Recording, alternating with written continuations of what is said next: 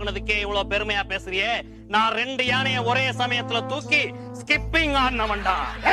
யானைய தூக்குறத பெரிய விஷயமா சொல்றியே?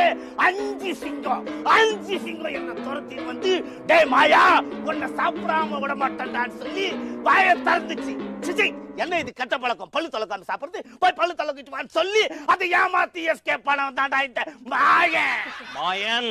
அதே மாதிரி நான் காட்டுல தனியா பைக் ஓட்டிட்டு போயிட்டு இருக்கும் போது அதே 5 சிங்கம் என்னையும் துரத்திட்டு வந்துச்சு. அந்த நேரத்துல என்ன பண்றது ஏது பண்றதுன்னு தெரியாம டக்குன்னு லெப்ட்ல இண்டிகேட்டர் போட்டு ரைட்ல கட் பண்ணி சிங்கத்தையே கன்ஃபியூஸ் பண்ணிட்டேன். சிங்கம் நான் லெப்ட்ல போய் ஏமாந்து போச்சுடா.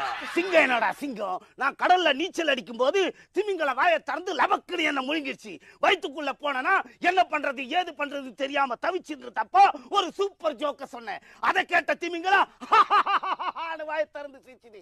அந்த வாய் வழியா எகிரி குச்சி எஸ்கேப் ஆயி அந்த திமிங்கலத்தை கொக்கு காட்டுன வந்தாடா இந்த மாயன். அதே கடல்ல 50 சுறா மீனுங்க என்ன துரத்துனப்போ என்ன பண்றது ஏது பண்றதுன்னு தெரியாம கடல்ல இருக்க எல்லா தண்ணியும் டபக்கு டபக்குன்னு குடிச்சு மீனுங்களுக்கு தண்ணி இல்லாம துடி துடிச்சு சாகடிச்சவன்